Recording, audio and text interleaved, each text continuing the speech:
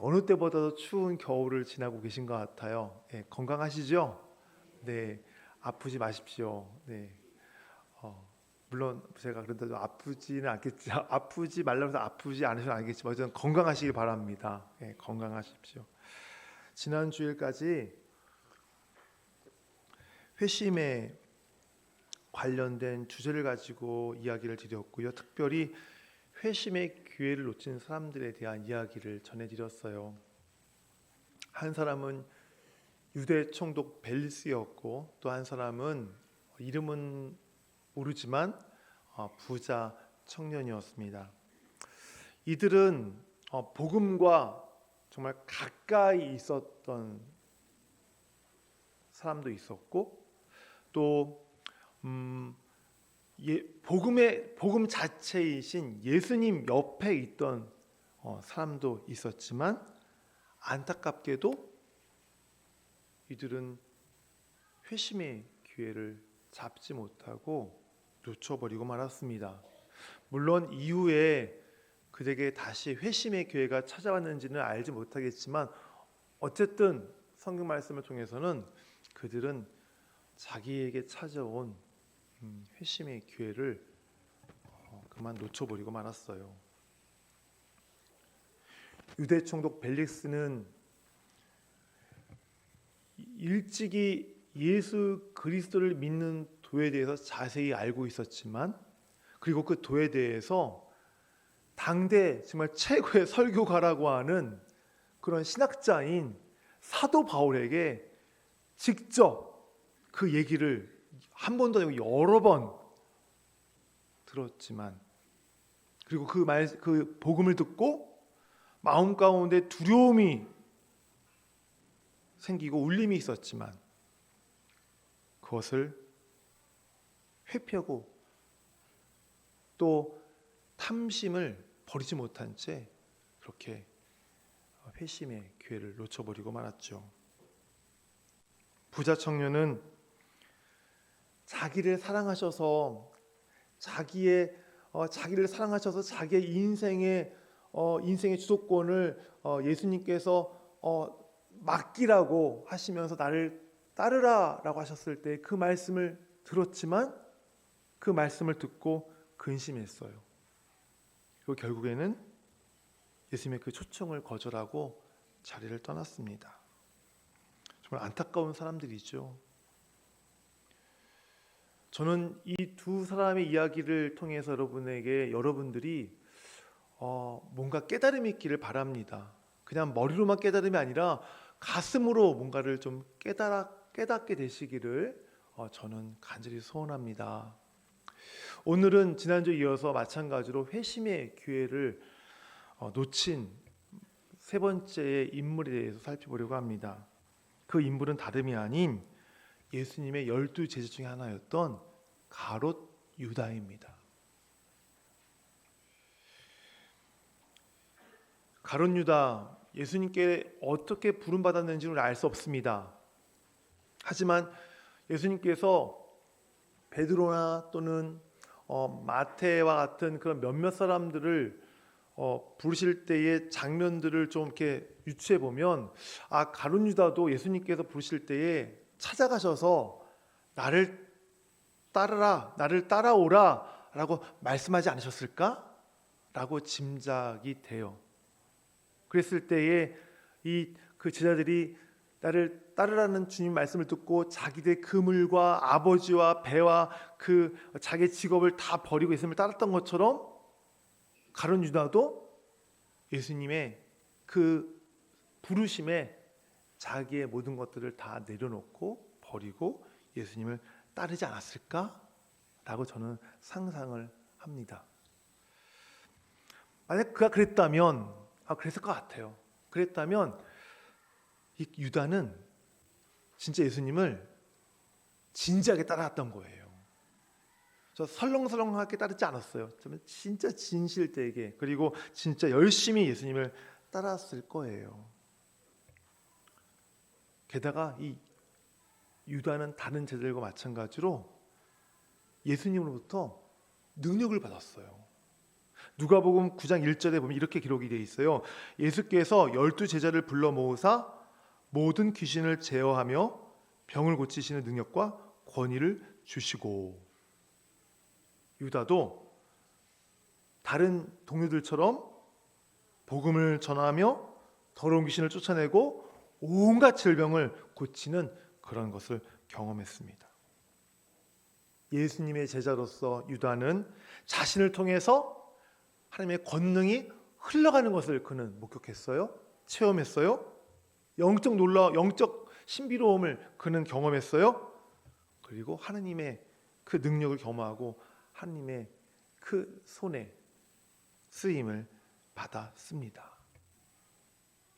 그런데 유다에게 문제가 하나 있어요. 이 문제는 비단 유다만의 문제가 아닙니다. 모든 12명의 제자들, 주님을 따르는 모든 이들의 문제였어요. 그것은 예수님에 대해서 자기 나름대로 예수님을 생각하고 있었다는 거예요. 처음에는 예수님을 랍비로 여겼어요. 나를 따라오라 그러니까 저분 따라가면 뭔가 있을 것 같은데 하면서 예수님이 따라오라 할 때 예수님을 따라갔는데 이분이 따라가니까 저는 말씀이 비범한 거예요. 그 당시 전하는 사람들보다 말씀에 권위가 있는 것을 보고 야, 이분은 보통 랍비가 아니구나. 위대한 선지자인 것 같아. 그리고 그렇게 예수님을 또 쫓기 시작했어요. 쫓아보니까 또 어떤 일이 있어요? 예수님이 온갖 기적을 일으키면서 배고픈 사람들에게 떡을 주시고 풍랑을 잠잠케 하시고 병을 고치시고 귀신을 쫓으시고 게다가 죽은 사람까지 살리시는 것을 그들이 보는 거예요. 옳구나. 이분이 바로 우리가 구약 때부터 약속되었던 메시아구나. 야, 이분이 드디어 이스라엘을 로마로부터 해방시키실 우리의 메시아구나. 그분을 내가 지금 만났구나 라고 그들은 생각했어요. 예수님을 정적인 메시아로 여기고 그들은 따랐던 거예요. 여러분, 말씀 읽다 보면 제자들이 누가 크냐라고 다투는 장면을 보신 적이 있죠? 예수님이 이제 예루살렘에 올라가셔서 이스라엘을 로마로부터 해방시키는 왕이 되시면 한 자리씩 다 얻으려고 그때부터 자리다툼하는 거였어요. 이처럼 이들은 예수님을 정적인 메시아, 해방자 메시아로 여기고 따랐던 것이에요. 이것이 바로 유다를 비롯한 이 제자들이 갖고 있던 예수님에 대한 그런 자기들만의 생각이었어요. 이런 가운데 또 유다가 갖고 있는 하나의 문제점은 뭐예요? 누구를 배신합니까? 예수님을 배신하죠. 마태, 마가, 누가복음에 보면 유다가 예수님을 배신하는 장면이 나오는데요. 이 마태, 마가에서는 유다가 왜 예수님을 배신하는지 기록되어 있지 않습니다. 이유가 없어서 왜 유다가 예수님을 배신했을까라고 우리는 알 수 없습니다. 추측하건대 아마 유다는 눈치가 빨랐던 것 같아요. 유다가 열심당원 출신이거든요.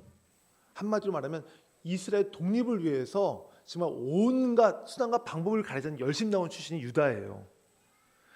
유다가 자기 스승이 예수님이 정적인 메시아여서 이 이스라엘을 해방할 것처럼 보였는데 가만히 얘기를 들어보니까 사람들에게 잡혀 죽으신다는 말씀만 하시고 도무지 이분이 자기가 생각하는 메시아가 아닌 것 같으니까 일찌감치 유다는 예수님에 대해서 기대를 접었던 것 같아요.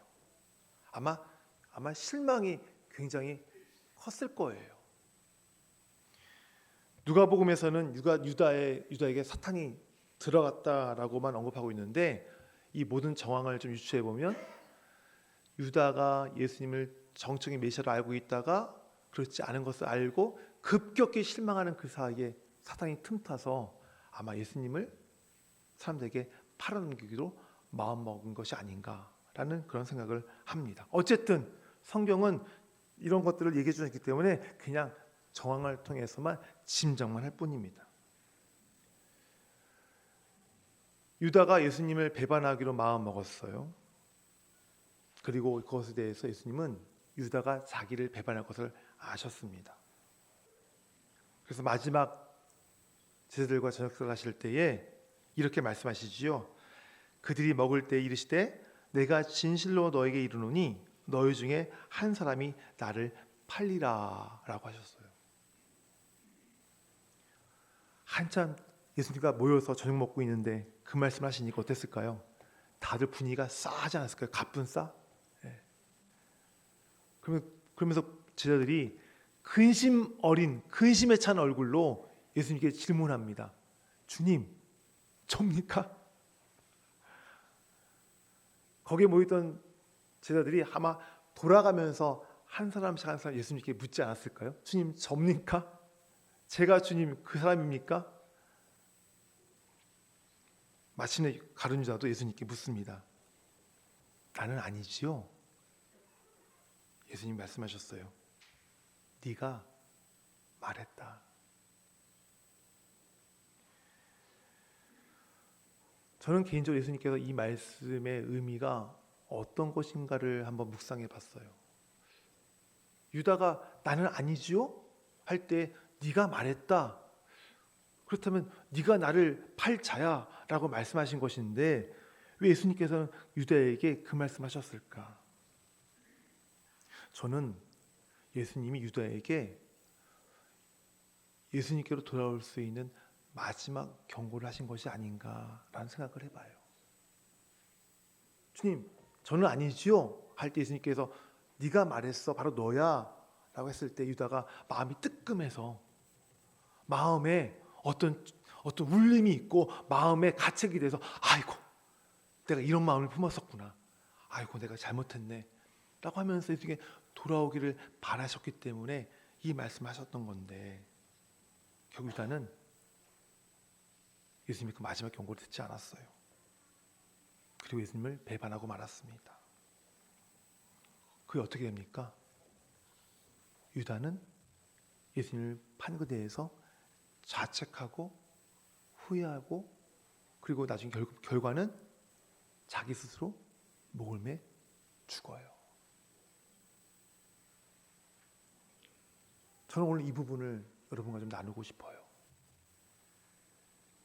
유다는 예수님을 배반한 후에 자기 행동에 대해서 심히 후회했어요. 정말 깊이 후회했어요. 뉘우쳤어요. 그런데 그의 후회와 뉘우침은 회개가 아니었어요.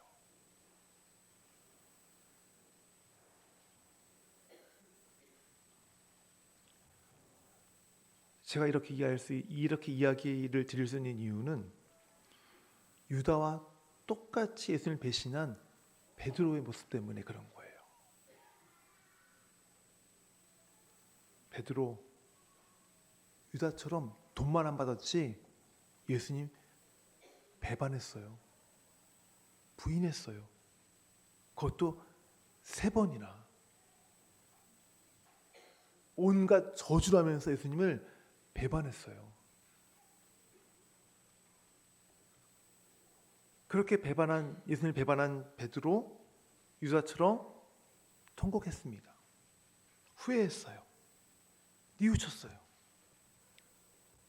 여기까지 유다와 똑같아요. 하지만 다른 점이 있습니다. 베드로는 자기가 예수님을 배반한 것이 너무 괴로웠지만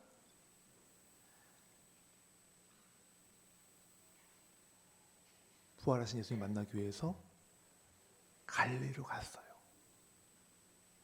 가룟 유다는 자기 스스로 목을 메어 죽었어요. 자기의 배반이 너무 후회되고 너무 마음 아프고 너무 고통스러웠지만 베드로는 갈릴리로 갔고 그곳에 오신 예수님을 통해서 회복이 되었습니다.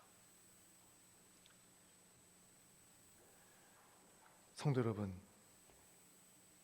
여러분도 때로는 자기의 무능력함을 느낄 때가 있지 않으신가요? 내가 이렇게 가치가 없지? 라고 여기실 때가 있지 않으신가요? 내가 악한 사람이었구나, 내가 이렇게 연약한 사람이구나 라고 느끼실 때가 없으신가요? 아마 한두 번 이상은 그런 것들을 스스로에게 느끼셨을 거예요. 베드로처럼, 유다처럼. 근데 베드로는 어떻게 했어요? 자기 자신을 하나님께 맡겼어요. 아니, 더 정확하게 말하면 자기의 그 절망스러운 모습을 보고 자기의 그 연약함, 자기의 악함, 자기의 그 무가치함을 보고 자기 혼자서 자기 힘으로 어떻게 할 수 없으니까 그냥 하나님 앞에 그냥 주저앉아 버렸어요. 하지만 가룟유다는 어떻게 했어요? 그는 하나님이 앞이 아닌 자기 스스로 자기 앞에서 주저앉아 버렸어요.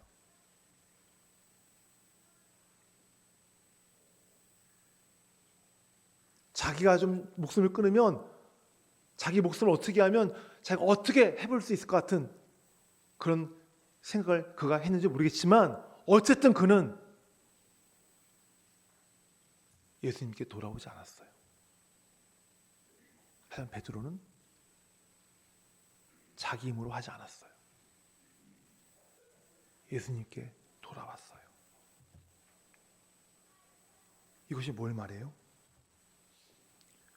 가룟유다, 자기의 모든 것을 버리고 예수님을 따랐지만 한 가지는 버리지 못했던 거예요. 뭐요? 자기 자신. 유다는 자기를 부인하지 않았어요. 실패한 나, 절망스러운 나, 악한 나, 이런 나를 안아주실 분을 예수님으로 여기지 않았던 거예요.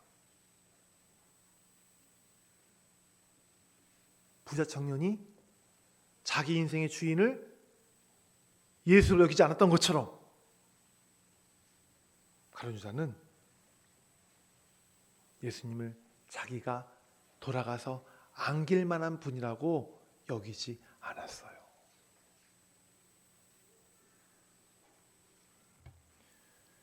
여러분, 우리는 예수 따라갈 때 우리의 부족함을 발견할 수밖에 없어요.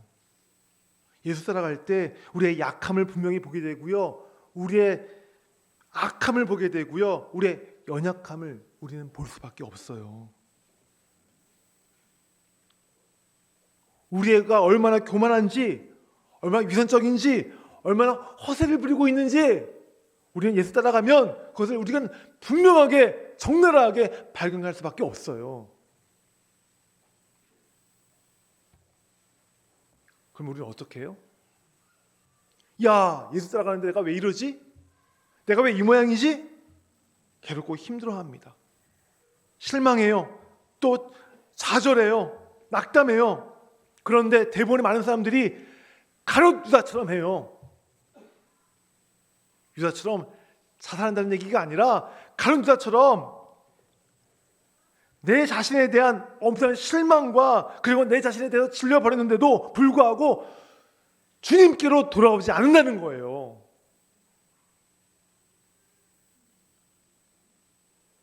돌아오지 않은 채 될 대로 되라. 내가 뭐 할 수 있겠냐? 어이구, 이 망할 놈의 인생. 그러면서 아이고, 내가 이런데 내가 뭐하러 예배드리러 가? 내가 뭐하러 기도하러 가? 내가 뭐하러 섬기겠어? 내가 무슨 이러고도 직분자야? 그렇게 자기를 비하하고 자기를 비참한 자리로 내몬단 말이에요. 이게 바로 유다와 같은 심성이에요. 내 스스로 목숨만 안 끊었지. 나의 무가치함을 알고 나의 무능력을 알고 나의 연약함을 알고 얼마나 우리가 이처럼 내 자신을 그렇게 비하하고 저주하고 그렇게 모멸적인 그렇게 모멸하면서 우리를 그렇게 괴롭혔습니까? 괴롭히고 있잖아요.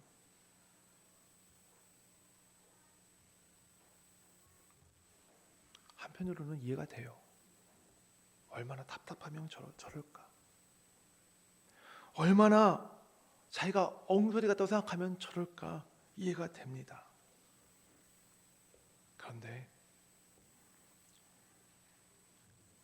우리가 그렇게 해서는 안 돼요. 내가 비록 내 자신이 혐오스럽고 엉터리 같고 고통스럽고 절망스러워서 어휴 내가 이래서 내가 뭐 기도를 하겠어? 내가 뭐 예배를 드리겠어? 내가 뭐 섬김을 하겠어?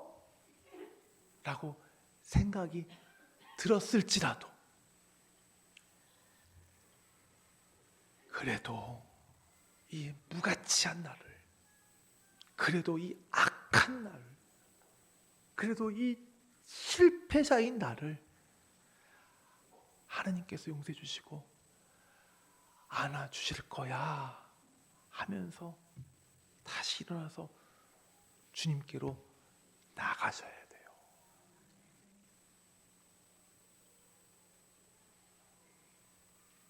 그때 회심이 시작되는 거예요. 유다가 왜 회심의 길을 좁은 줄 아세요? 자기 자신 버리지 못하고 자기 부인하지 못하고 자기가 인생에 망한 것을 그가 알았지만 직면했지만 거기서 끝났기 때문에 그런 거예요. 어떻게든 그 자기의 그 망한 인생을 자기 스스로 정리해 보려고 수습해보려고 하다 보니까 거기서 더 이상 회심해서 나가지 못했던 거예요. 여러분, 우리의 망한 인생, 우리의 복잡한 인생, 우리의 지금 엉클한 인생 우리 스스로 정리할 수 없어요. 돌이킬 수 없어요. 엎질러진 물이에요. 하지만 비록 엎질러진 물이지만 비록 헝클어지고 망가지고 깨져버린 인생이지만 손쓸 수 없을 정도로 지금 수습되지 않은 인생이지만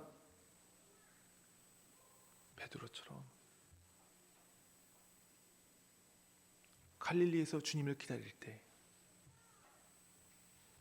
그리고 그곳에서 주님을 만났을 때 회복이 일어나 믿으시길 바랍니다. 물론 주님을 만나기까지 시간 동안 고통스러워요. 몇 날 며칠을 눈물로 밤을 지새들 수도 있어요. 죽을 만큼 그런 아플 수도 있어요. 하지만 그 고통과 그 아픔과 그 절망을 인내하며 견뎌낸 뒤에는 주님이 만나주심으로 그가 회복되고 치유된 것을 여러분 믿으시기를 바랍니다.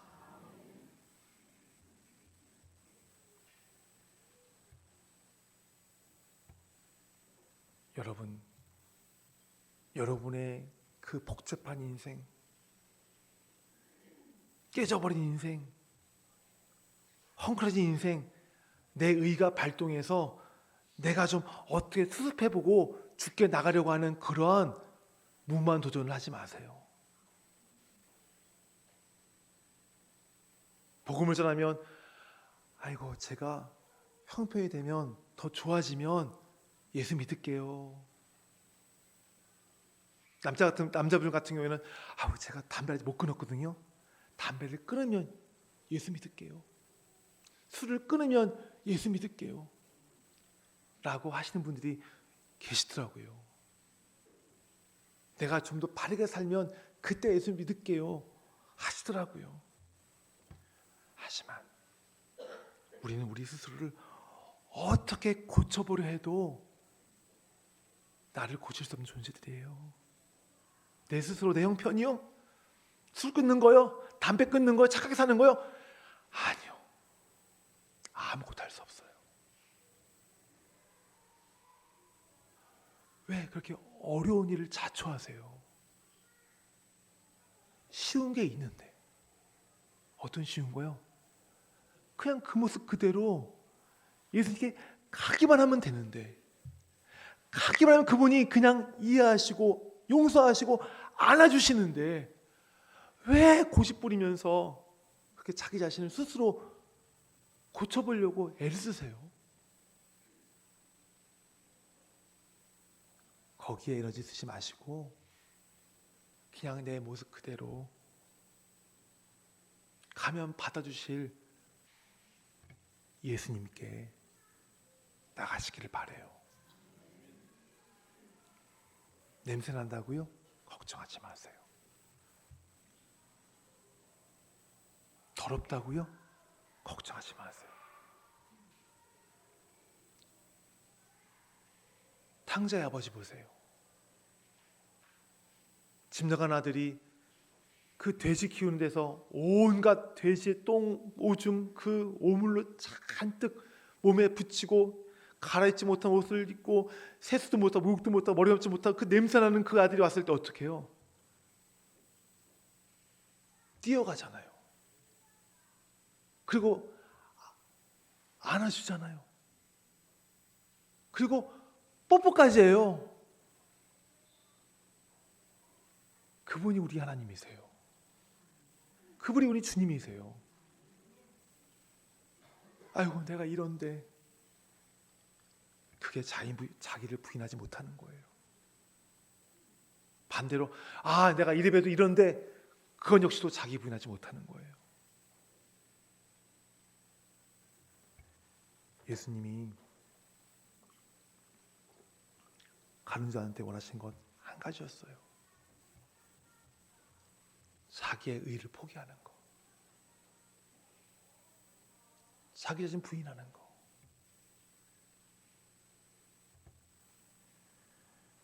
여러분들 가운데에 유다처럼 자질에 빠진 분 계세요? 예수님 쫓는데 이게 나는 게 무가치하지? 라고 느끼는 분들 계세요? 내 신앙생활을 봐도 너무 이건 엉터리다 라고 하면서 자책하시는 분들 계세요? 그러면서 에휴 이런 내가 뭘 하겠어 하고 스스로에게 얘기하고, 야 너는 그래도 별 수 없어, 넌 계속 그럴 거잖아 하면서 자기에게 빈정거리는 분들 계세요. 그런 나에게 내가 얘기하는 것이 있다면, 그렇다면 그런 나에게 주님은 뭐라고 하시는지 한번 들어보시기를 바라요.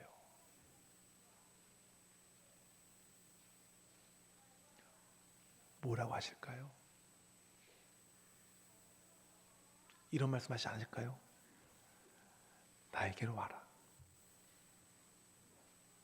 나에게로 와.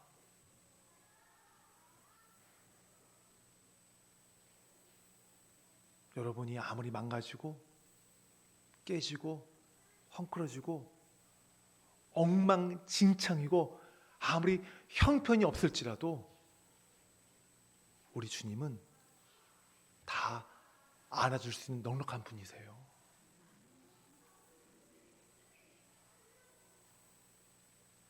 야 나한테 와라. 야 나한테 와라. 바로 여러분을 넉넉하게 품어주시는, 안아주시는, 이해하시고 용서하시는 그 분께 나가시기를 바라요. 야 나한테 오거라. 이 음성이 지금 당장 들리는 분도 있지만 아마 당장 들리지 않는 분도 있을 거예요. 대신에 정말 그 절망과 좌절의 터널을 지나가야 되는 분도 있을 거예요. 하지만 그럴 때 잠잠히 우리 주님을 우러러 바라보시기를 바랍니다. 그리고 기다리시기를 바랍니다. 반드시 그분께서 베드로를 갈릴리에서 만나신 것처럼 만나주시고 위로하시고 회복하실 겁니다. 그럼 여러분 여러분이 있는 모양 그대로 끌어안아 주시는 주님께 돌아가서 폭 하고 안기세요. 네. 오늘 설교를 끝으로 회심의 기회를 놓쳐버린 사람들에 대한 이야기를 마무리하려고 합니다. 지금까지 세 사람을 살펴보았어요. 벨릭스, 부자 청년, 그리고 가룟 유다.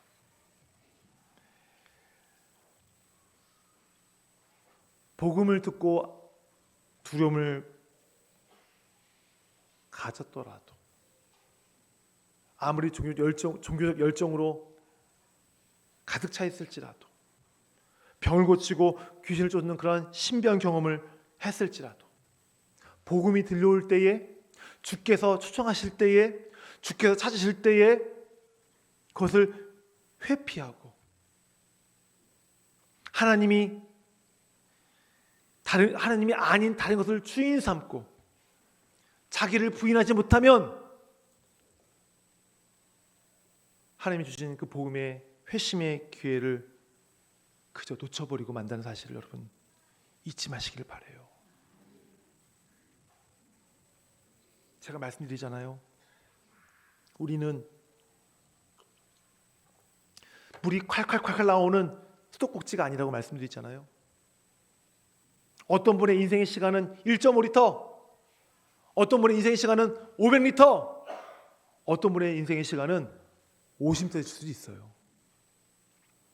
자기 인생의 시간을 우리는 몰라요. 그렇기 때문에 나에게 회심의 기회 찾았을 때 그 회심의 기회를 잡으셔야 되는 거예요. 벨릭스처럼, 돈 많은 청년처럼 다음에 없어요, 여러분. 내일 일은 난 몰라요. 이게 우리 인생 아니에요. 세 사람의 회심의 기회를 잃어버린 세 사람의 그 이야기를 드렸던 이유는 이 기회를 놓쳐버린 이 세 사람을 반면교사 삼아서 여러분에게 그 회심의 기회가 왔을 때, 주님이 그 회심의 기회를 주셨을 때 놓치지 말고 그 기회를 잡으시라고 말씀을 드린 거예요.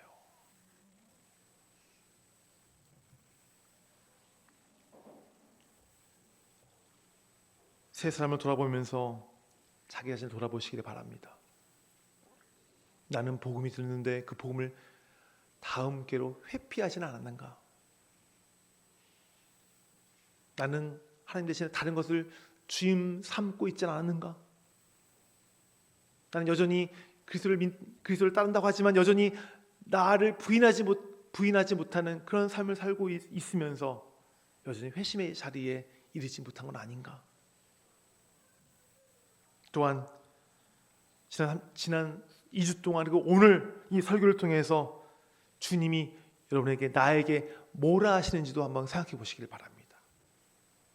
그리고 어떻게 도전하시는지를 한번 생각해 보시기를 바랍니다. 나에게 어떤 근심을 주시는지, 나에게 어떤 두려움을 주시는지, 나에게 어떤 부분을 보게 하시는지 그것을 천천히 돌아보시고 주님 앞으로 나가시기를 바랍니다. 그래서 주님이 주시는 그 회심의 기회를 우리 모두가 다 잡으시기를 축원합니다. 찬양하겠습니다. 우리 지난주에 했던 찬양이에요. 내가 주인 삼은 모든 것